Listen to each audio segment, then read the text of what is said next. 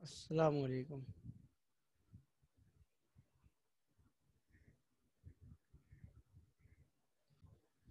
अस्सलाम वालेकुम।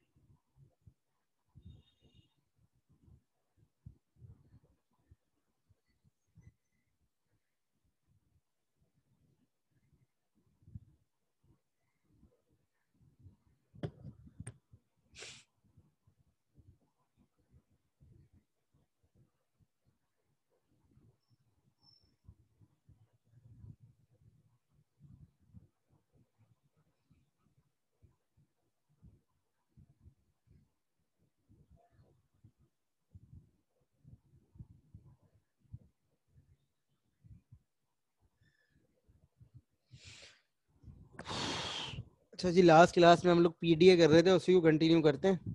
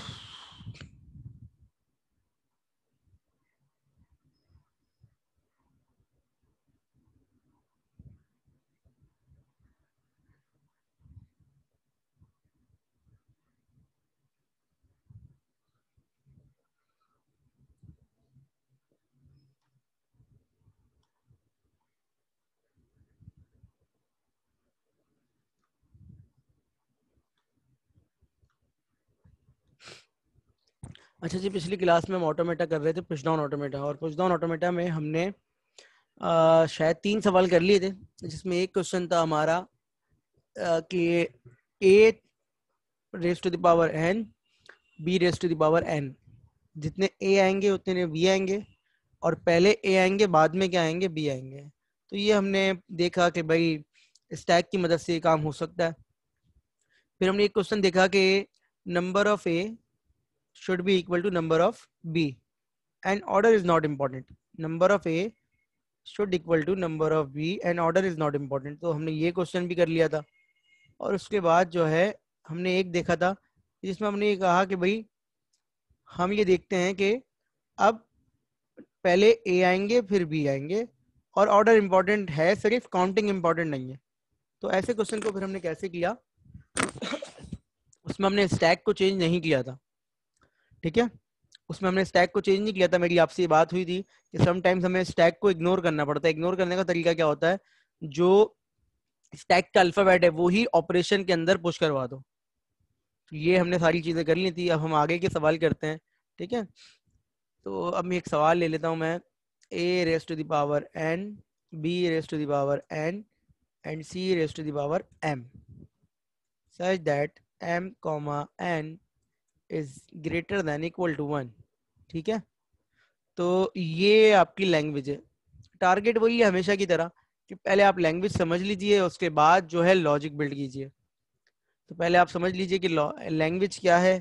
तो लैंग्वेज बेसिकली ये है कि पहले ए आएंगे और फिर बी आएंगे और फिर सी आएंगे, लेकिन चूंकि ए और बी पे जो पावर लगी हुई है वो सेम है। इसका मतलब है जितने ए होंगे उतने बी होंगे, और सी जो है वो ए और बी के इंडिपेंडेंट है।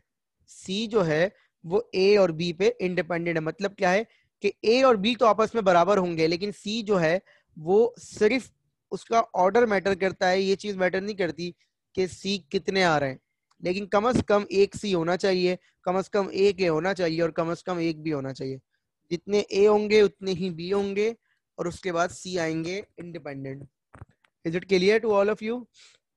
तो अगेन अगर मैं इसकी लैंग्वेज लिखूं तो लैंग्वेज लिखने का तरीका यह है कि मतलब सबसे अगर छोटा लिखने की कोशिश करूं तो ये होगा कि देखें, एक ए है एक बी है, और सी एक भी हो सकता है। अब सी दो भी हो सकते हैं, देखें A B C C, A B B C, ये भी हो सकता है। A B B B C C C C, या कुछ भी हो सकता है, A B C C, anything, any combination of A, B and C in order, and the number of A should be equal to number of B and C is independent. Language clear हो गई सबको? Language clear हो गई सबको? ठीक है ना, बड़ी सिंपल सी लैंग्वेज है। तो बस इसको ड्रॉ कर लेते हैं।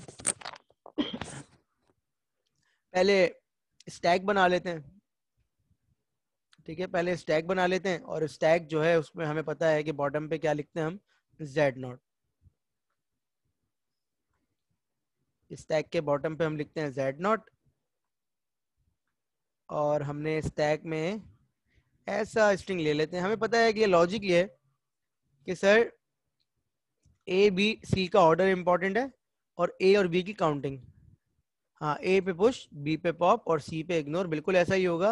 लेकिन थोड़ा सा एक आध चीज देख लेते हैं कि कोई चीज हम मिस ना कर रहे हो। मतलब कॉन्सेप्ट तो समझ में आ गया है, लेकिन एग्जैक्टली इग्नोर करने के बाद एक्सेप्ट कब करवाना है, ये तमाम चीजें थोड़ी सी इंपॉर्टेंट है यहाँ पर। तो वो मैं समझा देता हूँ आपको। सबसे पहले हमें पता है कि हमारी ये स्टेट है ए, और इस पे हमें पता है कि सबसे पहली ट्रांजिशन, क्योंकि अगर वैलिड स्ट्रिंग है, हम लोग वैलिड स्ट्रिंग के लिए काम करते हैं। जी जी, सब हो जाएगा, आप बेफिक्र रहें। हम लोग हमेशा वैलिड स्ट्रिंग के लिए काम करते हैं। ए आया, टॉप पे Z0 पड़ा हुआ था, हमने दोबारा से क्या रख दिया, ए Z0। अच्छा, हम ये वाला स्ट्रिंग ले रहे हैं, हम ये वाला स्ट्रिंग ले रहे हैं, ये वाला सपोजिशन के लिए हम ये वाला स्ट्रिंग ले रहे हैं।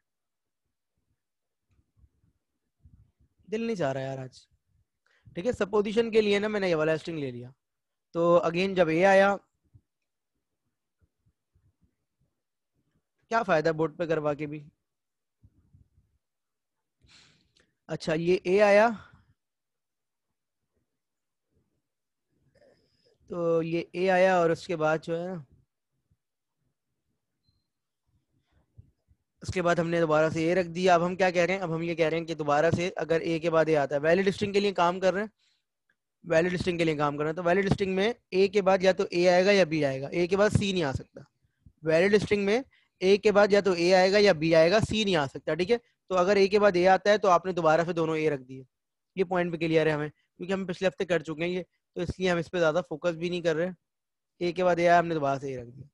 अब हमने कहा कि सर अगर ए आते रहेंगे तो हम उन्हें रखते रहेंगे, तो according to the given string 3 A हैं, तो हम 3 ए हमने क्या करवा दिए, पुश करवा दिए। सही है। अब जो है हम आगे बढ़े और हमने क्या किया, हमने ये ऐसे किया और यहाँ पर एक और स्टेट बना दी। भाई स्टेट क्यों चेंज कर रहे हैं, क्योंकि उसकी काउंटिंग के साथ साथ उसका ऑर्डर भी इंपॉर्टेंट है। किसका, बी का। ए की काउंटिंग के साथ बी की काउंटिंग के साथ साथ उसका ऑर्डर भी इंपॉर्टेंट है। तो हमने ये किया कि हम यहाँ पर पहले इंस्ट्रक्शन लिख देते हैं बी कॉमा ए, जहां पहला बी आएगा लाजमी लाजमी लाजमी स्टैक के अंदर ए पड़ा होना चाहिए। अगर बी आता है तो स्टैक में लाजमी ए पड़ा होना चाहिए। सही है। अगर बी आता है तो स्टैक में लाजमी क्या पड़ा होना चाहिए, ए पड़ा होना चाहिए वैलिड स्ट्रिंग के लिए। अगर फर्ज कर लीजिए आपका स्ट्रिंग बी से स्टार्ट हो रहा है, तो बी से स्टार्ट होते हुए स्टैक में क्या पड़ा हुआ होगा, जेड नॉट, तो रिजेक्ट हो जाएगा। क्लियर। अगर वैलिड स्ट्रिंग है और बी से स्टार्ट हो रहा है, इनवैलिड है और बी से स्टार्ट हो रहा है, तो स्टैक में क्या पड़ा होगा, जेड नॉट, और वो वहीं पर ही क्या हो जाएगा बेटा, रिजेक्ट हो जाएगा। Is it clear to all of you. अब हमें पता है कि फिर भी आते रहेंगे और हम क्या करेंगे, हम ए को हर बी पे क्या करवा देंगे, पॉप करवा देंगे। ठीक है। अब बी आते रहेंगे, हम हर बी ए क्या करवाते रहेंगे, पॉप करवाते रहेंगे। ये देखें, और ये एप्सिलॉन के लिए मैंने एप्सिलॉन लिखा हुआ है। ठीक है। अच्छा, फिर क्या हुआ कि भाई हम यहाँ पर खड़े हो गए। अब हमें पता है कि एक वक्त आएगा कि बी खत्म हो जाएंगे, तो उसी वक्त ए भी खत्म हो जाने चाहिए स्टैक में। ऐसा ही है। एक वक्त आएगा कि बी खत्म हो जाएंगे, तो उसी वक्त ए भी खत्म हो जाना चाहिए स्टैक में, अगर वैलिड स्ट्रिंग है तो। जो भी मैं बात कर रहा हूँ, all things are relevant to valid string. तो आप इनवैलिड की बात ही नहीं कर रहे, आप तो वैलिड की बात कर रहे हैं। तो अगर जब भी आपके पास बी आने खत्म होंगे, तो इसका मतलब है स्टैक में ए भी खत्म हो जाने चाहिए। ऐसा ही है। सबको बात समझ में आ गई है मेरी। ठीक है। तो जो हमने बी देख के पुश पॉप करवाए जा रहे थे, तो एक वक्त आएगा बी खत्म हो जाएंगे तो ए भी खत्म हो गए। हम आगे बढ़ते हैं और हमने आगे बढ़ के क्या किया, हमने कहा भाई अब जब वैलिड स्ट्रिंग होगा तो कम से कम एक सी आएगा। अगर वैलिड स्ट्रिंग होगा बेटा तो कम से कम एक सी आएगा। ये भी बात क्लियर है। ठीक है। अगर वैलिड स्ट्रिंग होगा तो कम से कम एक सी आएगा। अगर वैलिड स्ट्रिंग होगा तो कम से कम एक सी आएगा, और एक सी जो आएगा उस पर हम क्या कर देंगे, हम एक नई स्टेट पर चले आएंगे। अभी डिसाइड करते हैं कि कौन सी स्टेट है ये। लेकिन हमें पता है कि जब सी आएगा तो टॉप पे जेड नॉट ये बता रहा होगा कि सी आएगा, टॉप पे जेड नॉट ये बता रहा होगा कि स्टैक पूरा खाली हो चुका है। जब सी आएगा टॉप पे जेड नॉट ये बता रहा होगा कि सी बिल्कुल खाली हो चुका है। नहीं अम्मार, बी नहीं आएगा बेटा, बी तो खत्म हो गए, अब स्टैक में पड़ा हुआ है जेड नॉट। तो ये इस बात की निशानी है कि सी आना शुरू हो गए हैं और हमारे पास स्टैक खाली हो चुका है। ठीक है ना। अब बात सारी इतनी है कि आपके पास मजीद सी भी आ सकते हैं, तो आप मजीद सी भी बना लें। ठीक है। आपने कहा सर और मजीद सी आ रहे हैं, तो आप यहाँ पर बनाते रहें और जेड नॉट को दोबारा से जेड नॉट से रिप्लेस करते हैं। ये बात तो हम सबको समझ में आ जाती है। एक वक्त आएगा कि सी भी खत्म हो जाएंगे और मुझे क्या मिलेगा, एप्सिलॉन, और स्टैक में क्या मिलेगा, जेड नॉट। मेरा आपसे सवाल ये है कि क्या Z not epsilon comma Z not देख के मुझे फाइनल स्टेट पे जाना चाहिए, या इसी स्टेट को मैं फाइनल बना सकता हूं। मेरा आपसे सवाल ये है कि क्या एप्सिलॉन कॉमा जेड नॉट देख के मुझे अलग से फाइनल स्टेट पे जाना चाहिए, या इसको फाइनल स्टेट बनाने में भी कोई मसला नहीं है। सोच के जवाब दीजिएगा, गैस नहीं कीजिएगा, जो श्योर हो ना वो बताइएगा। सवाल ये है कि जो सी स्टेट है, सी, क्या एप्सिलॉन कॉमा जेड नॉट पे, एप्सिलॉन कॉमा जेड नॉट पे इस सी से डी पे जाना चाहिए, या सी को ही फाइनल बना दें तो कोई प्रॉब्लम नहीं होगी। आपके ख्याल में एक स्टूडेंट का रिप्लाई आ गया है, और बता दें। इसको फाइनल बना सकते हैं, इसको बना सकते हैं। अब क्यों बना सकते हैं, बिल्कुल अच्छा इंडिपेंडेंट तो था बेटा, लेकिन हमने ना फाइनल पे आने के लिए, मैं इसको फाइनल बना रहा हूँ, फिर मैं इसको क्लियर करता हूँ आपको बात। ये देखें, मैंने इसको फाइनल जो बनाया है, स्टैक एम्प्टी, ये सारी बातें, लेकिन इंपॉर्टेंट थिंग इज दैट कि आप ये ट्रांजिशन देख के फाइनल पे आए। सी के लिए मिनिमम रिक्वायरमेंट क्या थी कि वो 1 होना चाहिए सी के लिए। हाँ ए बी तो आ चुके हैं, लेकिन सी की भी एक रिक्वायरमेंट थी, इंडिपेंडेंट तो था लेकिन उसकी एक रिक्वायरमेंट थी कि वो बी के बाद आएगा और कम से कम 1 होगा। तो ये देखिए कम से कम 1 देख के आप चले गए फाइनल पे। अब आप यहाँ पर क्या करें, सी आना खत्म होंगे, आपको पता है एप्सिलॉन के बाद कुछ भी नहीं आता, तो आप चाहे तो इसी पे लिख दें, चाहे तो आप एक स्टेट फालतू बना लें, लेकिन फालतू बनाने से अगेन मिनिमल नहीं रहेगा ये, क्योंकि हम बाय प्रैक्टिस सारे क्वेश्चन मिनिमल कर रहे हैं। मिनिमल का मतलब ये होता है कि मिनिमम स्टेट्स में हम काम कर रहे हैं। तो ये आपका पीडीए हो गया कंप्लीट। अब अगर स्टार्ट में सी आता है तो रिजेक्ट, स्टार्ट में बी आता है और टॉप पे जेड नॉट होता है तो reject. C comma Z naught की ट्रांजिशन है नहीं, बी की है लेकिन उसके बाद जेड नॉट नहीं है।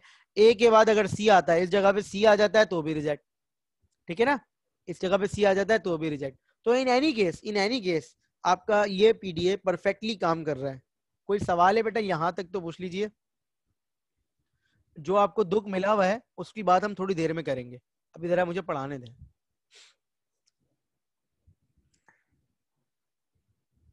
कोई सवाल है यहाँ तक?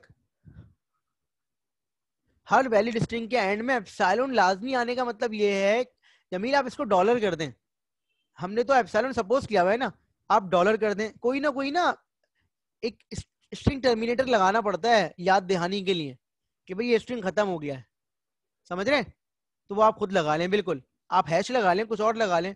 तो हम एप्सिलॉन लिख रहे हैं क्योंकि वरना डॉलर लिखना पड़ता है मुझे। एप्सिलॉन हमारे कोर्स में शुरू से ये चल रहा है कि एप्सिलॉन का मतलब होता है कुछ भी नहीं है। कोई सवाल है बेटा यहाँ तक? किसी को कोई भी सवाल हो तो पूछ लीजिए, किसी को भी।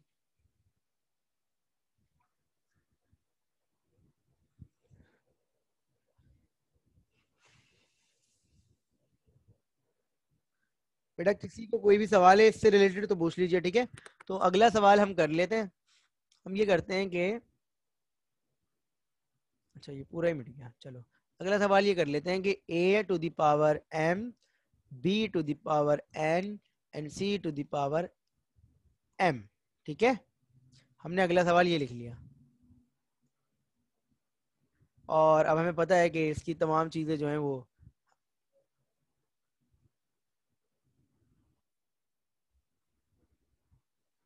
ठीक है। तो हम इसका एक नेक्स्ट क्वेश्चन लिख लेते हैं ताकि शुरू से, तो a to the power m, b to the power n and c to the power m such that m comma n is greater than equal to 1, ठीक है।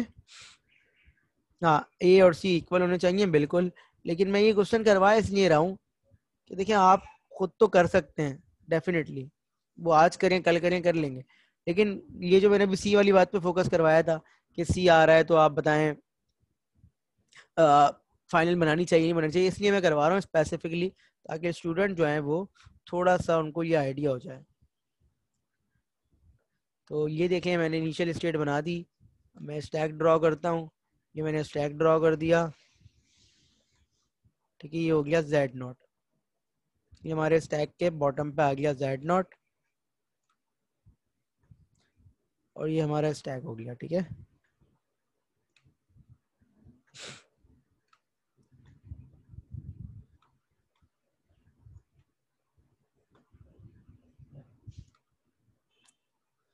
और ये हमारा स्टैक हो गया। अच्छा जी, अब हम जरा इसके स्ट्रिंग लिख लेते हैं। तो हमें बता दिया है स्टूडेंट ने कि सर ए और सी बराबर होंगे और बी इंडिपेंडेंट होंगे, तो जितने ए होंगे उतने ही सी होंगे, लेकिन ऑर्डर इंपॉर्टेंट है तो बी सेंटर में आ रहे हैं।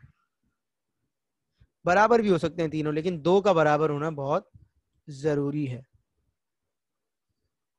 ठीक है बेटा। तो ये तो हो गया ये इसका स्ट्रिंग। अब स्टार्ट वहीं से करते हैं कि सबसे पहले ए आएंगे,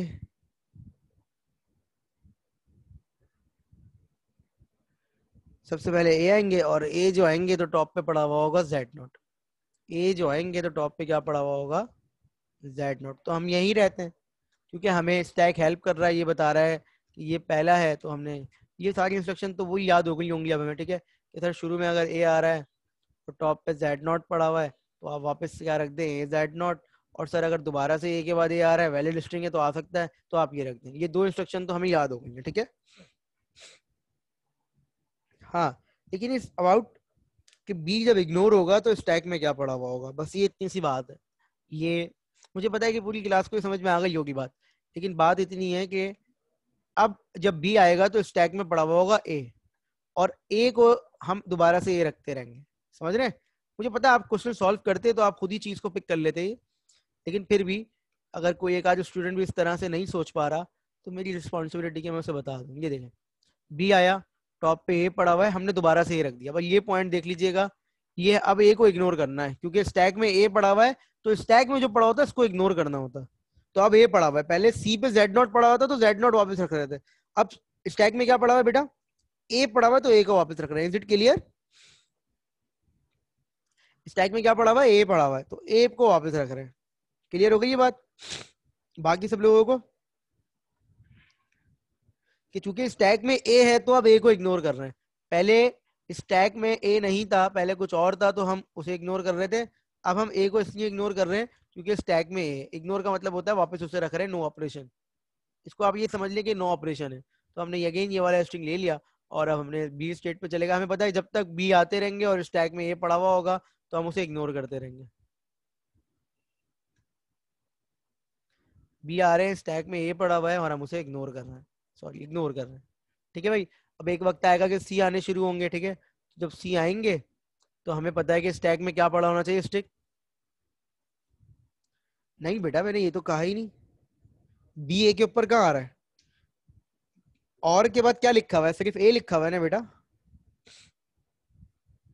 और के बाद क्या लिखा हुआ है? सिर्फ ए लिखा हुआ है। तो फिर बी कहां से आ गया स्टैक में? बी आ रहे हैं, स्टैक में ए रखा हुआ है, अब वापस ए रख रहे हैं, आप बी को यूज ही नहीं कर रहे हैं। क्लियर? अब आप वापस आए और आपने ये कहा कि बी, अब जब सी आएगा तब भी स्टैक में ए पड़ा हुआ होना चाहिए क्योंकि सी कंपैरिजन किसके साथ हो रहा है? ए के साथ। सी का कंपैरिजन किसके साथ हो रहा है? ए के साथ हो रहा है। तो स्टैक में अभी भी ए पड़ा हुआ है क्योंकि आपने ए को तो डिलीट ही नहीं किया, तो स्टैक में अभी भी ए पड़ा हुआ है। और आपने क्या किया, आपने यहाँ पर इसको स्टेट को सी कह दिया। अब लॉजिकली क्या है कि जब तक सी आते रहेंगे स्टैक में क्या पड़ा होना चाहिए? ए पड़ा होना चाहिए। जब तक सी आते रहेंगे स्टैक में क्या पड़ा होना चाहिए? ए पड़ा होना चाहिए। आपने कहा सर ए पड़ा हुआ है, ठीक है, हम उसको डिलीट किए जा रहे हैं। अगेन सवाल यही है कि एक वक्त आएगा सी खत्म हो जाएंगे, एक वक्त आएगा सी खत्म हो जाएंगे, तो उस वक्त स्टैक को भी क्या हो जाना चाहिए? खाली हो जाना चाहिए। एक वक्त आएगा कि सी खत्म हो जाएंगे, उस वक्त स्टैक को भी क्या हो जाना चाहिए? एम्प्टी हो जाना चाहिए। अब जब सी स्टैक एम्प्टी हो गया तो एप्सिलॉन आएगा, एप्सिलॉन आएगा तो स्टैक में क्या पड़ा हुआ होगा? Z not. आपसे सवाल यह है क्या अलग से स्टेट बनानी चाहिए या इसी स्टेट को फाइनल बना सकते हैं?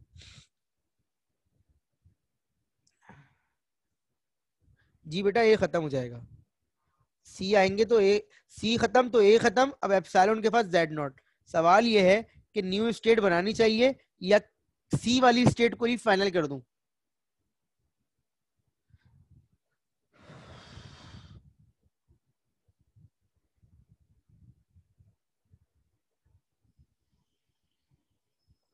सब लोग आंसर कर दें, आपकी मेहरबानी।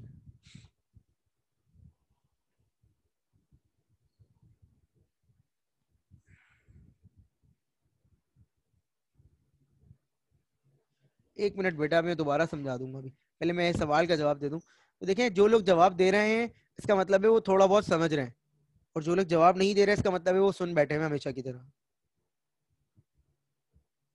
तो देखिए, मैंने अच्छा होना ये सवाल खुद करवा दिया, क्योंकि देखिए दो तरह के ओपिनियन आ रहे हैं। आधी क्लास तकरीबन ये कह रही है कि न्यू स्टेट बननी चाहिए, आधी क्लास कह रही है यही होनी चाहिए फाइनल।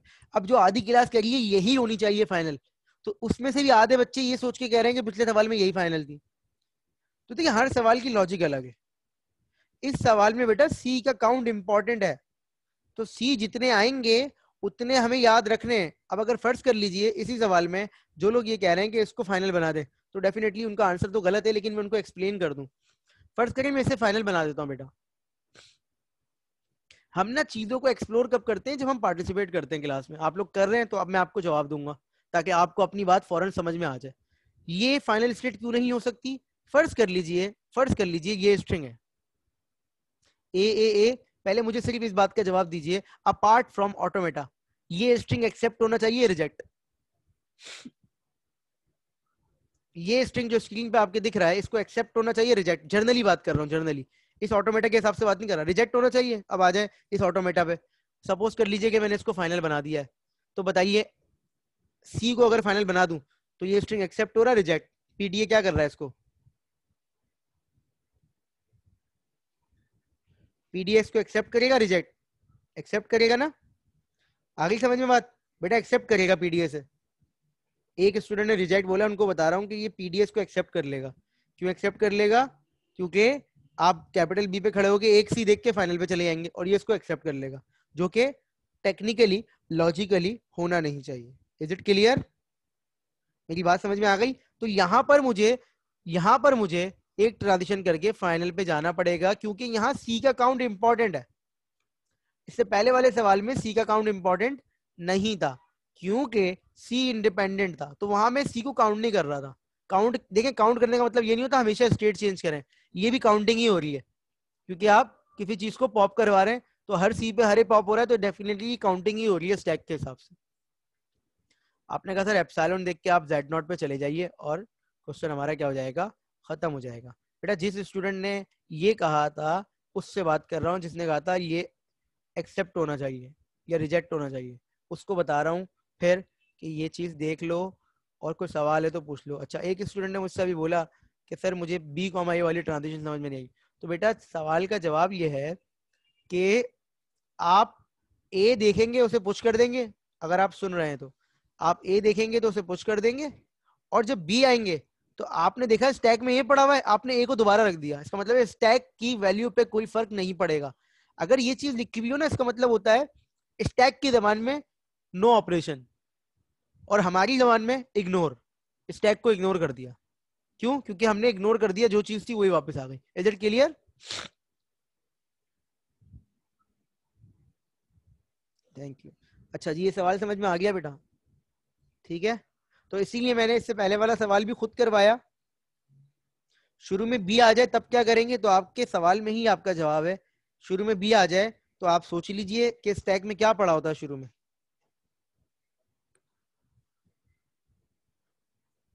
तो अब बताएं, क्या कैपिटल ए पर ऐसी कोई ट्रांजिशन है कि बी कॉमा जेड नॉट लिखा हुआ? अच्छा, आप जो भी मुझसे जवाब देगा ना वो पब्लिक पे पूछे, ताकि सब लोगों को पता चले कि सवाल क्या है। ठीक है, सवाल क्या है ये पता चले लोगों को। ठीक है बेटा, सब लोग प्लीज, ताकि सब लोगों को पता चल जाए कि क्वेश्चन क्या है। अच्छा, ये समझ में आ गया। अब इसी का एक और क्वेश्चन कर लेते हैं। A M B N C N such that M comma N is greater than equal to 1। ठीक है, तो ये क्या कह रहे हैं हम? ये हो जाएगा सवाल आप लोगों से?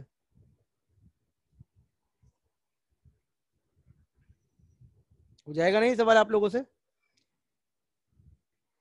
कि पहले ए को आप इग्नोर करते रहेंगे, इसका मतलब है ए जब आएंगे आपने स्टैक को नहीं छेड़ना।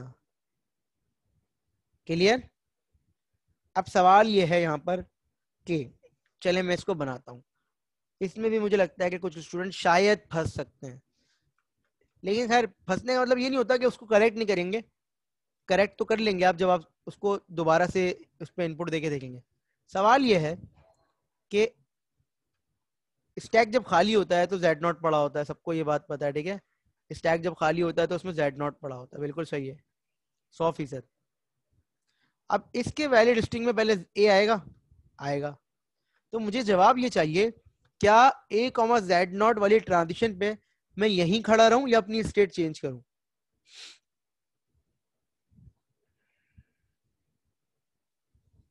मतलब ए कॉमा जेड नॉट और ए जेड नॉट जो लिखता हूं मैं, वो मैं इसी स्टेट पे लिखूं या उससे बी पे चला जाऊं?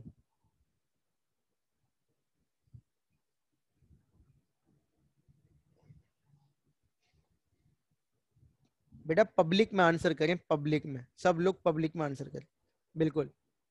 ठीक है, तो देखिए मैं अभी आप लोगों को पिछले सवाल में भी समझा चुका हूँ, उससे पिछले वाले में भी समझा चुका हूँ कि स्टेट चेंज करना मेरी मजबूरी क्यों होती है, और कभी मैं स्टेट चेंज करता हूँ कभी नहीं करता, इसको समझने की कोशिश कीजिए। अब मैं आपको ना थोड़ी सी ऐसी डेली लाइफ की एग्जांपल दे रहा हूँ। अगर मैं अपने भाई के साथ शॉपिंग पे जा रहा हूँ तो मैं ये चेक करता हूँ कि मेरे भाई के पास पैसे हैं तो मैं अपना वॉलेट छोड़ के जा सकता हूँ, ऐसा है ना? मतलब अगर मेरे भाई के पास सही से पैसे हैं तो मैं अपना वॉलेट छोड़ के जा सकता हूँ, बिल्कुल जा सकता हूँ ना। लेकिन अगर मैं अकेला हूँ और मेरे साथ मेरे भाई की सपोर्ट नहीं है, बैकअप नहीं है, तो मैं अपना वॉलेट 10 दफा देखूंगा कि मेरे पास पैसे हैं या नहीं है, तब मैं निकलूंगा। ऐसा ही है ना? तो दो अलग अलग केसेस हैं। एक केस में मेरा भाई मेरे साथ है जो मुझे सपोर्ट कर रहा है, एक केस में मेरा भाई मेरे साथ नहीं है। अब इसको जरा इधर आइए। जब मैं इससे पहले के मैंने जितने भी सवाल किए हैं, 4-5 जितने भी सवाल किए हैं, उसमें मैं इस, अब कॉपी नहीं कीजिएगा प्लीज, उसमें मैं इसको यहां लिख रहा था और देखिए मैं कर क्या रहा था, गौर से देखिएगा।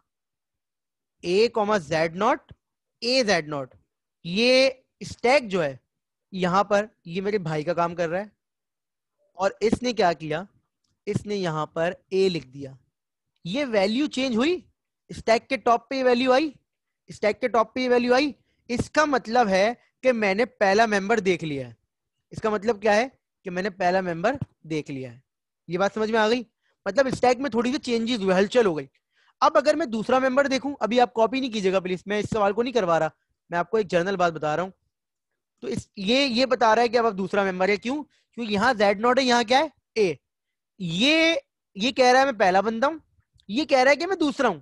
ये क्यों कह रहा है कि मैं दूसरा हूं? क्योंकि स्टैक में क्या पड़ा हुआ है। ये बात क्लियर हो गई?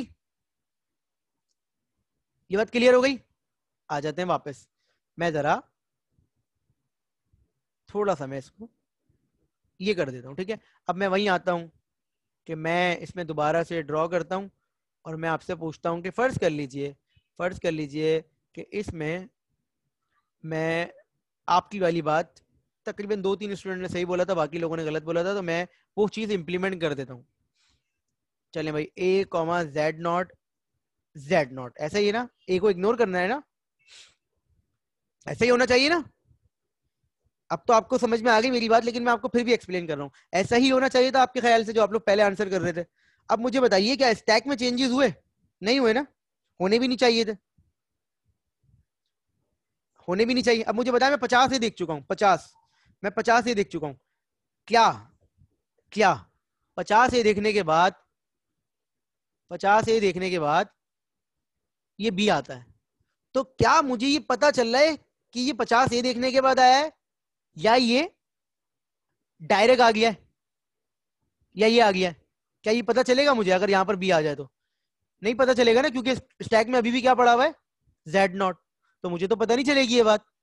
तो लेकिन मेरे पास क्वेश्चन के अंदर ये कह रहे हैं कि कम से कम एक ही आना चाहिए, तो इसीलिए मैं अपनी पोजीशन चेंज करके ये याद रखने की कोशिश करूंगा, पोजीशन चेंज करके ये याद रखने की कोशिश करूंगा कि मैंने कम से कम एक ए देख लिया है। इससे पहले वाले क्वेश्चन में पोजीशन क्यों नहीं चेंज कर रहा था? क्योंकि स्टैक मेरी हेल्प कर रहा था। जो अभी एक स्टूडेंट ने सवाल भी पूछा था कि सर शुरू में बी आ जाए, तो वहां स्टैक का मेंबर चेंज हो चुका था। यहाँ पर स्टैक का मेंबर चेंज नहीं हो रहा, तो इसीलिए मैं अपनी पोजीशन चेंज करके ये याद रखूंगा कि भाई स्टैक में तो जेड नॉट ही है, लेकिन पोजीशन ये बता रही है कि मैं ए के देख चुका हूं। क्लियर हो गई ये बात?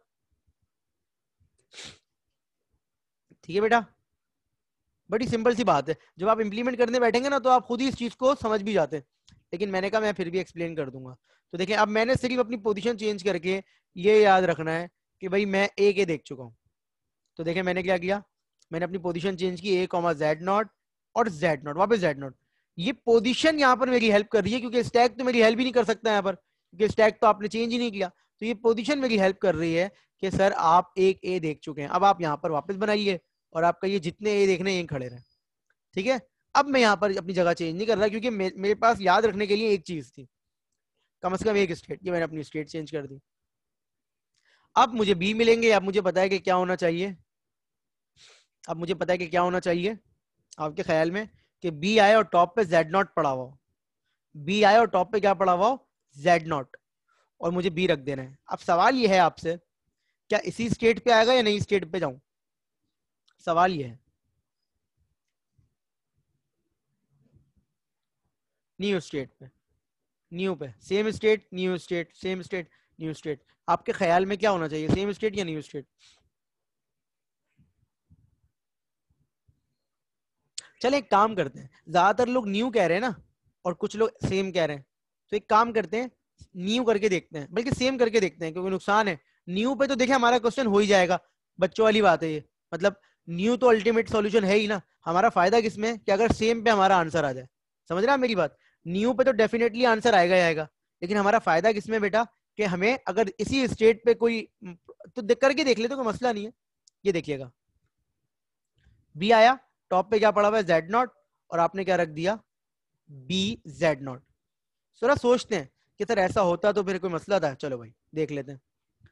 तो सर हमने क्या किया, हमने सर बी रख दिया। अब मुझे बताइए, वैलिड स्ट्रिंग की बात कर रहा हूँ, वैलिड, ये देखिएगा A B B B C C C, क्या वैलिड स्ट्रिंग के अंदर बी के बाद ए आएगा? क्या वैलिड स्ट्रिंग के अंदर बी के बाद ए आएगा? नहीं आएगा ना। तो अगेन अगर एक दफा ये इंस्ट्रक्शन चल गई है तो क्या ये इस बात की निशानी नहीं है कि बी आना शुरू हो गए? स्टैक पे टॉप पे बी बता रहा होगा कि एक दफा बी आ चुका है, ऐसा है या नहीं है? मैं इसको भी यहाँ लिख के देखता हूँ, देखते हैं करके भाई। आप, हो सकता है भाई हम गलत हो सकता है कि हम सही हो, ये कर देते हैं। तो अब हम बी रखे जाते हैं, ठीक है। हमने कहा सर 3 भी आ गए। अगर वैलिड स्ट्रिंग होगा तो ये चलेगा, लेकिन फर्ज कर ले इनवैलिड स्ट्रिंग है और मुझे दोबारा से ए मिल जाता है, बी के बाद ए मिल जाता है, तो बताइए बी के बाद ए मिलने से स्टैक में क्या पड़ा हुआ होगा? बी पड़ा हुआ होगा। तो ए कॉमा बी की ट्रांजिशन है यहाँ पर, क्या ए कॉमा बी की ट्रांजिशन है यहाँ पर? नहीं है ना। तो इसका मतलब है हमें इस स्टेट पे बनाने से नुकसान तो नहीं हो रहा फिलहाल, तो हमने नई स्टेट नहीं बनाई। अब आ जाते हैं वापस, अब सी जब आएंगे तो हम अपनी स्टेट चेंज करते हैं। और सी आया, हमने स्टेट चेंज की, क्योंकि हमें सी पे याद रखना है कि सी आने शुरू हो गए, और सी पे याद रखने की निशानी ये है कि स्टेट चेंज करके उसको एप्सिलॉन कर दें। ठीक है भाई, ये हमने सी को याद रख लिया और हमने अपनी स्टेट चेंज की, और हमने कहा स्टैक से कि भाई आप पॉप कर दो, और उसके बाद हमने क्या किया, इसको एक और नई स्टेट बना दी, और ये हो गई हमारी सी। अब हमें पता है कि हम इसी पे खड़े रहेंगे, और जब तक हमारे पास क्या होता रहेगा, सी आते रहेंगे और स्टैक में बी पड़ा होगा, हम उसको क्या करते रहेंगे, पॉप करते रहेंगे। हमें पता है कि इसमें भी एक न्यू स्टेट बनेगी फाइनल, क्योंकि सी की काउंटिंग इंपॉर्टेंट है, सी की काउंटिंग इंपॉर्टेंट, और फिर हमने ये फाइनल बना दी। ठीक है भाई, ये फाइनल हो गई, epsilon comma Z not, Z not, और ये हो गई हमारी फाइनल स्टेट। सही है सर, ये आपका ये क्वेश्चन कंप्लीट हो गया। अगेन कह रहा हूं कि अगर आप कैपिटल बी से एक और नई स्टेट भी बना देते तो फर्क कुछ नहीं पड़ता, लेकिन वो मिनिमल नहीं होता। सवाल ये आ जाता कि मैं कहता 4 स्टेट में बनाना है और आप 5 में बनाते, फिर अगर मैं लिख दूं कि 4 स्टेट में बनाना है या मिनिमल बनाना है, तो फिर थोड़ा सा मसला है। अदरवाइज 4 स्टेट में 5 हो, आंसर तो आ रहा है आपका। लेकिन अगेन हमने जितने भी क्वेश्चन किए हैं बाय प्रैक्टिस, हम सारे क्वेश्चन मिनिमल स्टेट्स में ही बना रहे हैं, चाहे वो डीएफए के हों, चाहे वो एनएफए के हों, चाहे वो पीडीए के हों। हमारी वही स्टेट्स यूज होती हैं जो कि होनी चाहिए, हम अननेसेसरी स्टेट्स यूज नहीं करते। Is it clear to all of you? कोई सवाल है यहाँ तक तो पूछ लीजिए।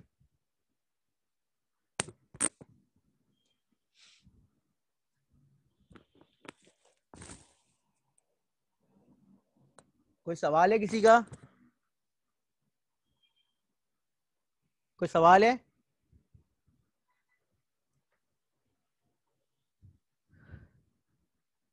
चलें फिर, ये जो है मीटिंग एंड हो रही है, तो 2-3 मिनट में ज्वाइन कर लें, 5 मिनट में ज्वाइन कर लें, 5 मिनट में ज्वाइन कर लें।